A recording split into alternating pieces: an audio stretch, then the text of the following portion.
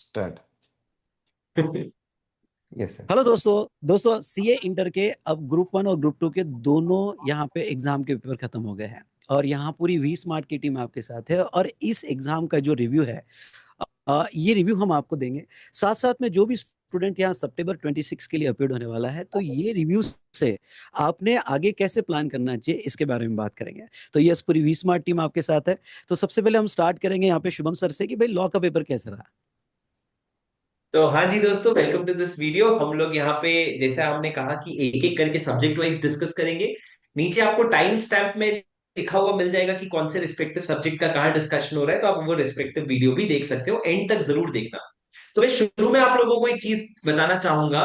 Accounts, advanced account से लेकर के आपके एफएमएसएम तक एक चीज जो कांस्टेंट रही है हर पेपर में, वो ये है कि पेपर वो सुपर लेंदी।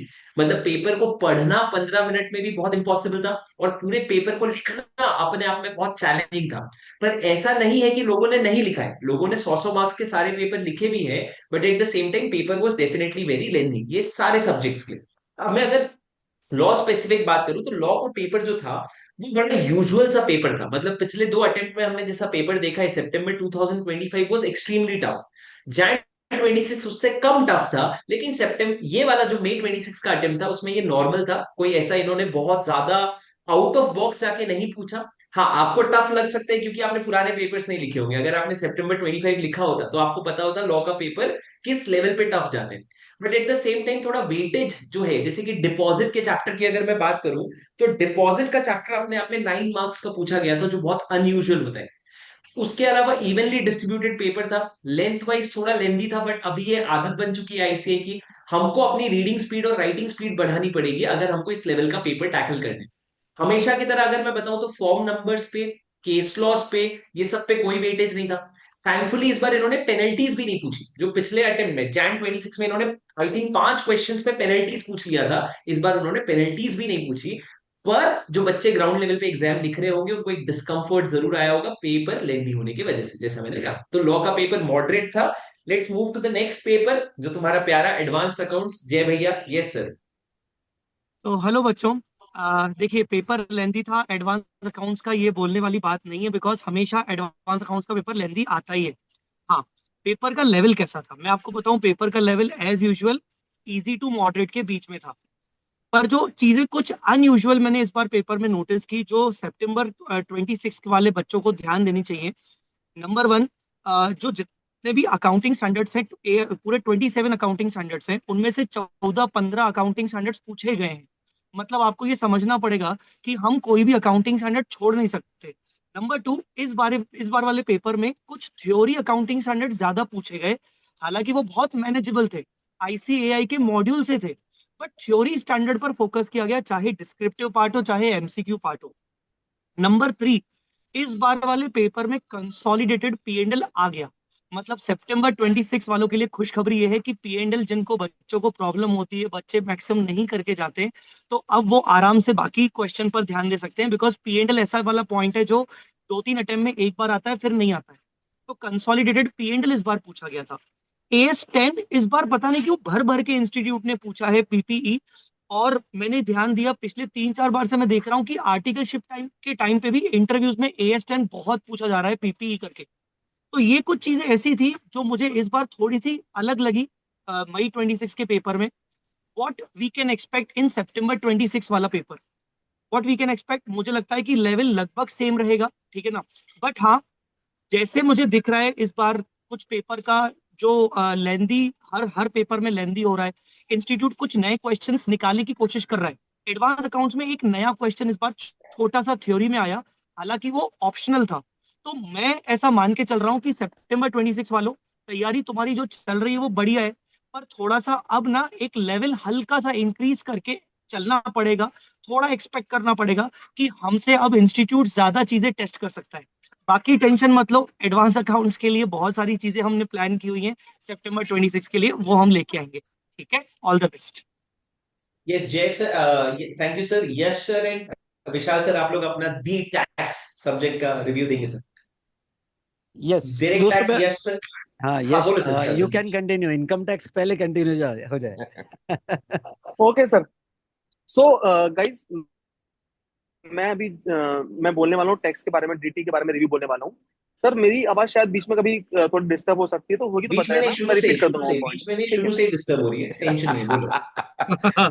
बीच तक अच्छा। पहुंच ही नहीं ओके। पाए, बस सो बोलो जय बोलो। Sir, yes sir, travel DT paper mode जो पे है। था, हाँ, अच्छा, या डीटी पेपर जो था ना बेटा, वो इस बार जो आया था एग्जैक्टली पेपर पैटर्न जैसा ही आया था। मैंने May 26 पेपर्स के पहले पेपर पैटर्न शेयर किया था बच्चों के साथ, और वो पेपर पैटर्न ना पिछले 4-5 से सेम ही रिपीट हो रहा है। और मैंने बच्चों को बोला था ये बात कि देखो ये ऐसा ही आएगा, और वैसा ही आया। तो सर उसमें कोई बहुत बड़ी बात नहीं है, वो मैंने नहीं बोला, वो तो ICAI का सेम पैटर्न कंटिन्यू हो रहा है। बट बात ये थी कि वो पेपर में जो क्वेश्चन आए थे, वो अबव एवरेज से डिफिकल्ट लेवल पे थे। मतलब बच्चों को पता है पेपर पैटर्न है, बच्चों को पता है कि second number 2A residential status आने वाला है, 2B TDS थीसिस आने वाला है, फर्स्ट क्वेश्चन टोटल इनकम आने वाला है। फिर भी बच्चे वहां जाके सॉल्व नहीं कर पा रहे थे, बिकॉज पेपर का लेवल थोड़ा अच्छा डिफिकल्ट लेवल था।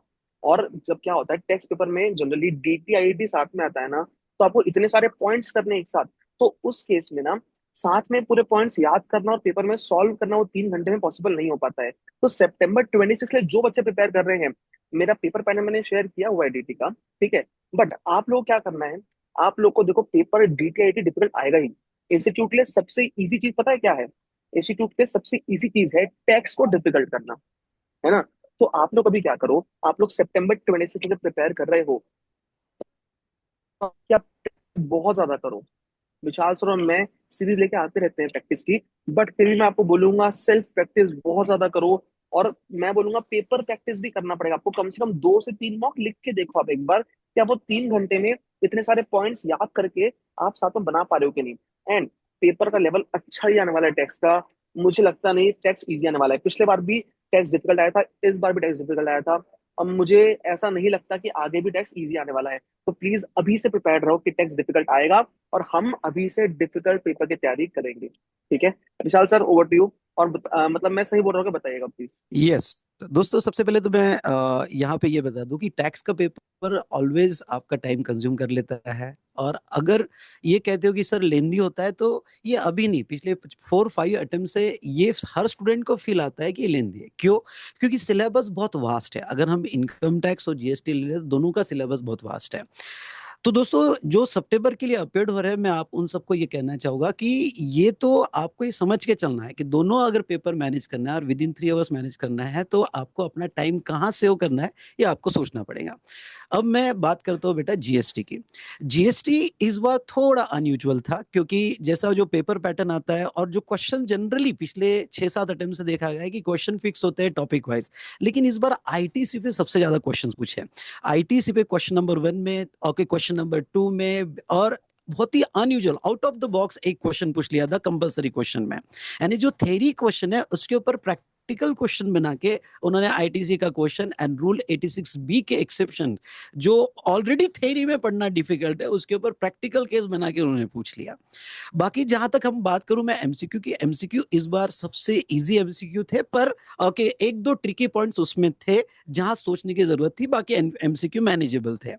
डिस्क्रिप्टिव में ऑलवेज जो कंपलसरी क्वेश्चन आता है वो तो सारे एडजस्टमेंट पे जैसा ऑलवेज डील करना मुश्किल जाता है स्टूडेंट्स को, ओके वो वैसे ही रहा। लेकिन एक दो क्वेश्चंस ऐसे आए जो आउट ऑफ द बॉक्स थे, और मैं अभी तक बिलीव नहीं करता था, लेकिन इस बार जब एक क्वेश्चन देखा मैंने, तो मैं भी एक डाउट था कि यार क्या AI से तो नहीं बनाया ये क्वेश्चन। पर दोस्तों, मैं आपको ये कहूंगा कि आपको क्या करना है। आपको लास्ट में मैं इतना ही कहूंगा कि जितना ज्यादा आप यहाँ पे मॉक टेस्ट दे सको टैक्स की, और उसमें जो टाइम आप मैनेज कर सको, उतना आपको हेल्प होगा फॉर सितंबर एग्जामिनेशन। और उस तरह से ही टैक्स सब्जेक्ट की प्रिपरेशन करना है, जो 3 घंटे में DT और IDT दोनों भी मैनेज कर सके। तो ये एक जनरल मैंने ओवरव्यू लिया, पर पेपर ओके GST का मॉडरेट था। कुछ out of the box questions थे। यस। तो सर मैं एक चीज इसमें ऐड करना चाहूंगा सर, मतलब बच्चों को सबको तुमको ये मान के ही चलना पड़ेगा कि पेपर AI से बनेगा। मतलब क्योंकि हाँ, अभी जैसे हम 100%। लोगों के भी कुछ स्किल्स छूट रहे हैं, तो जो टीचर पेपर बनाते हैं उनके भी स्किल्स छूट रहे हैं। वो AI यूज करेंगे, तो AI यूज करने की वजह से पेपर लेंदी होगा। पर एज टीचर्स में शायद तुमको कोई बात बताऊंगा जो शायद बाकी सब फैकल्टीज अग्री करेंगे। रेलेवेंट इंफॉर्मेशन बहुत कम ही होता है उसमें, बाकी का कचड़ा होता है जो उसको लेंदी बनाता है। तुमको हम्म, क्वेश्चन पढ़ते वक्त ये समझने आना पड़ेगा कि अगर एक कंपनी का नाम दिया है, कंपनी कौन से स्टेट की है, कंपनी क्या बिजनेस करती है, करेक्ट ये करेक्ट। शायद डायरेक्ट टैक्स में रेलेवेंट हो सकता है, पर ये अकाउंट्स में रेलेवेंट शायद नहीं होगा मोस्टली। तो आपको वो प्रैक्टिस के साथ ही समझेगा कि किस तरीके से हम एआई बेस्ड क्वेश्चन को टैकल करें, और पर इसका कोई स्पेशली सोल्यूशन एज सच नहीं है। शुभम सर, मैं ये कहूंगा कि कुछ अनटच एरिया है। अब पहले क्या होता था, जो जो स्टूडेंट शॉर्ट में पढ़ते हैं, समरी में पढ़ते हैं, अनटच एरिया फालतू कचरा है, तो उसके वजह से वो पढ़ने में नहीं आता है। लेकिन अब अनटच एरिया भी इनको पढ़ना पड़ेगा जो एग्जाम में नहीं पूछे गए हैं। ये रियल प्रॉब्लम है सर एक्चुअली, मतलब ये हम देख ही रहे हैं कि जो अनटच्ड एरिया है ना, वो छोड़ के ही सिलेबस थोड़ा कंट्रोल में आ गया करेक्ट। है। हाँ, अब सब पढ़ के एग्जाम हॉल में जाना, ये बहुत चैलेंजिंग तो है, देखो। चैलेंजिंग है, रियली चैलेंजिंग है, रियली मतलब ये तो मान ले डेप्थ भी बढ़ी है और 2026 के कवरेज मजे भी हैं बढ़ा है। मान ले। करेक्ट। यस। हाँ exactly sir. Sir now we will move on to group two, जहां पे हम शुरू करेंगे। कॉस्टिंग के लिए हमारे सीए सुमित मारू सर हैं, and then we will come to audit Ravi Tawari sir, and then we will come to FMSM Pankaj Ashwani sir. Will start with Sumit Maru sir, please. आप कॉस्टिंग का पेपर कैसा था? Yes sir. सो कॉस्टिंग का हमारे बच्चे सारे जैन से तो बहुत डरे हुए थे, बट जैन की कंपैरिजन में इस बार का मेरे का पेपर काफी सिंपल था। मतलब I can say that it was between easy to moderate level. एक चीज यहाँ पे से ध्यान करने की रहेगी, बच्चे बहुत सी बार कुछ कुछ चैप्टर से डर के वो चैप्टर पूरा ऑप्शन में छोड़ देते हैं, बट मे में बहुत से क्वेश्चन इंटीग्रेटेड थे। It was not related to only one chapter. So if it is activity based costing, they have tried to put something of joint product as well. तो अगर आप सोचते हो कि एक आधा चैप्टर तो हम रिस्क पे छोड़ सकते हैं, तो ऐसा बिल्कुल नहीं चलेगा, बिकॉज ऐसा हो सकता है उसकी वजह से आपके दूसरे जो चैप्टर होंगे वो भी क्वेश्चन आपके अटक जाएंगे। एमसीक्यूज की बात करूँ तो MCQs where also very easy, bit of lengthy, but it was very fine. मतलब जो बच्चों ने जैन का पेपर देख लिया होगा, तो वो बच्चों के लिए तो ये एकदम केक वॉक की तरह था, और it was scoring. And one more thing which I would suggest to the September attempt students is that कि फॉर्मेट बेस्ड चीजों जो आपको इजीली स्कोरिंग स्कोर लाके देगा, उसकी आपको प्रैक्टिस करनी है, बिकॉज वहां पे आप एग्जाम में लड़खड़ा नहीं सकते। वो आपका राइट हैंड होना चाहिए कि आप फटाफट फटाफट वो स्कोर करके आप एक बेसिक पासिंग टॉपिक क्लियर कर लो। So overall paper was very easy to moderate, but this give you hint कि आपका आगे आने वाला पेपर थोड़ा बहुत डिफिकल्ट हो सकता है। So you have to be you have to very well be prepared about the same.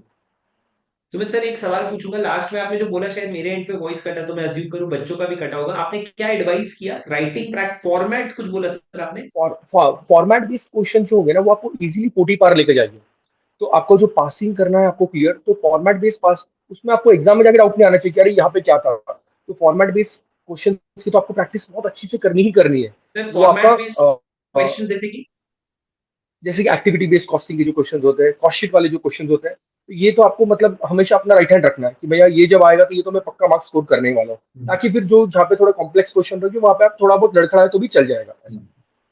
Perfect sir, thank you so much. Yes Ravi sir please. दोस्तों, ऑडिट पिछले बार का 12 दिन मिले थे तैयारी करने के लिए, और पेपर बहुत इजी इंस्टीट्यूट ने पूछा था। लेकिन इस बार अगर मैं सोशल मीडिया पोल्स देखूं हर जगह पे, तो 50-60% बच्चों ने डिफिकल्ट बोला है। और ऐसा क्यों बोला है मैं आपको बताता हूं। सिर्फ 2 चैप्टर्स 40 मार्क्स के लिए आया है। इंस्टीट्यूट ने जो वेटेज है इतना ज्यादा चेंज किया है। आपका चैप्टर डेफिनेटली दोनों चैप्टर इंपॉर्टेंट थे पहले से, but chapter number 4 and chapter number 5 audit evidence and audit of item of financial statement 40 marks. और बैंक ऑडिट चैप्टर नंबर एक बैंक ऑडिट आपका एंड स्पेशल ऑडिट्स आपका, जहां पे आना चाहिए था अच्छा खासा, वो सिर्फ 10 मार्क का आया। तो मेरा एडवाइस सभी बच्चों के लिए, देखिए एबीसी एनालिसिस से आप शायद पढ़ाई की शुरुआत कर सकते हैं अगर आपको टेंशन आ रहा है तो, लेकिन आप पूरी तरीके से उस पर डिपेंडेंट नहीं हो सकते। आप बोलेंगे कि बस मैं इतना ही करके चले जाऊं। मैं समझता हूं ग्रुप 1 के बाद में बच्चों के पास ग्रुप 2 के लिए कम समय होता है, I understand that, but please spare more time for group 2 subjects also, and you have to cover all of them, क्योंकि अगर आप कवर नहीं करेंगे तो पेपर अच्छे से आप अटेम्प्ट नहीं कर पाएंगे। देन पेपर में डेफिनेटली एआई की बहुत झलक देखने को मिलती है। आज से पहले ऑडिट के पेपर्स बिल्कुल आप ये एक्सप्लेन कर दो, ये कमेंट कर दो, हर जगह पे अभी आप टेबल्स देख रहे हो कि भाई ये टेबल है, इसको एनालाइज करके आप डिसीजन लो कि भाई किस तरीके से ऑडिट प्रोसीजर होगी, किस तरीके से ऑडिटर का अगला स्टेप होगा। So conceptual understanding has again gained lots and lots of importance.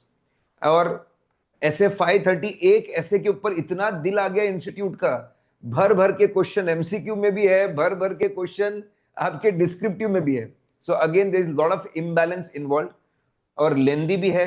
तो आपको मतलब सर आप बोल रहे हैं, सर आप बोल रहे हो हमको कवरेज भी अच्छा करना है, यस। आपको डिफिकल्ट क्वेश्चंस भी आने चाहिए, यस। आपकी राइटिंग स्पीड भी ज्यादा होनी चाहिए, यस। इंस्टीट्यूट आपको आपसे एआई परफॉर्मेंस एक्सपेक्ट कर रहा है, लेट्स बी ऑनेस्ट। तो ये वॉरियर जैसी तुम्हारी तैयारी होनी चाहिए। डेफिनेटली एकदम वॉरियर जैसी।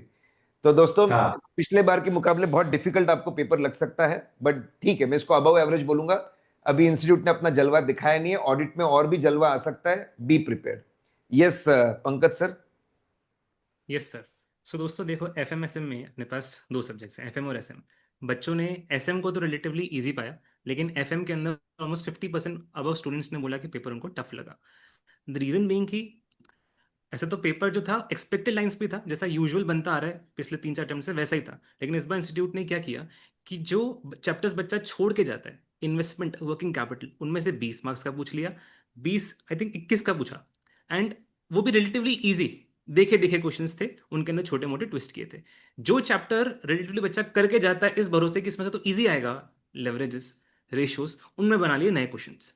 एंड उनके अंदर नई नई चीजें भी पूछी हैं जो कभी पूछी नहीं गई थी, पहली बार पूछी गई। तो एंड वो भी फर्स्ट फर्स्ट क्वेश्चन में दोनों को डाल दी, first A first C, leverage ratios. तो स्टार्टिंग में ही बच्चों का पूरा मोटिवेशन खत्म हो गया था, क्योंकि जो चैप्टर करके गए हैं उन्हीं के अंदर गलती हो रही है, उन्हीं के अंदर कंफ्यूजन हो रहा है। तो जितने मेरे बच्चों से बात हुई उन्होंने यही बोला कि हम स्टार्टिंग में ही डिमोटिवेट हो गए थे, जबकि सेम पेपर जब बच्चों ने घर जाके देखा तो उनसे सॉल्व हो गया। तो it was more about stress in the exams. And काफी सारे बच्चों ने, से मेरी बात हुई, उनका पेपर अच्छा भी हुआ है, but still 50% above students are saying that this was tough, primarily because of this reason कि जो चैप्टर्स बच्चा करके जाता है उसमें से नए क्वेश्चन पूछ लिया। एंड पैटर्न रिलेटिवली तो एक्सपेक्टेड लाइंस पे था। Yes sir. हाँ, तो हाँ पैटर्न बोलो sir relatively Pankaj. Expected lines पे था कि हर बार ऐसा होता है कि आईसीआई अभी न्यू क्वेश्चंस, सारे न्यू क्वेश्चंस फ्रेम नहीं करता है, कुछ क्वेश्चंस आपको एज इट इज देखे देखे ही मिलेंगे, बस उसके अंदर छोटे मोटे बीच बीच में चेंजेस हो जाते हैं। No question was as it is from the study mat. Almost आपको 37 मार्क्स का पोर्शन बुक में से मिलेगा, फेमिलियर मिलेगा, with slight changes in it. And 13 से 12 मार्क्स का पोर्शन नया था, जिसके अंदर अपन ने 10 मार्क्स के क्वेश्चन की तो बात ही कर ली, रेशियोज और लेवरेजेस की। सो अपने को ना दोस्तों आगे जाके ना ये एक्सपेक्टेशन कंटिन्यू रखनी पड़ेगी कि ऐसे ही पेपर बनाएगा। पास्ट 4-5 अटेम्प्ट से यही हो रहा है कि एज इट इज देखे देखे क्वेश्चन नहीं आते, चेंजेस होके आते हैं, छोटे छोटे पॉइंट्स बीच में ऐसे उनके ऊपर खेलता है। जैसे इस बार तो फ्यूचर वैल्यू फैक्टर कौन सा चूज करना, उसके अंदर भी ट्रैप्स डाल रखे थे, कौन सी रेट पिक करनी है उसके ऊपर ट्रैप्स डाल रखे थे। तो actually institute is doing this, and जितना मुझे मालूम पड़ा बच्चे इसलिए पेपर के क्योंकि उनको स्ट्रेस था। पंकज सर आपकी आवाज ब्रेक हो रही है। नहीं, अच्छा, okay, thank you. practice and mock test that will help you deal the exam pressure and exam stress. Yes sir. मैं यहाँ पर एक चीज थोड़ी सी अपनी तरफ से ऐड ऑन करना चाहूंगा, बाकी Yes sir. फैकल्टीज भी अगर उस पर एग्री करेंगे तो बताइएगा। मैंने एडवांस अकाउंट्स में ये चीज ध्यान दी कि ना पिछले जितने भी अटेम्प्ट हुए हैं मई 24 से लेकर, इंस्टीट्यूट अपने मॉक टेस्ट पेपर जो रिलीज कर रहा है वो बहुत ही लो लेवल के मॉक टेस्ट पेपर रिलीज कर रहा है, specially as far as advance accounts is concern.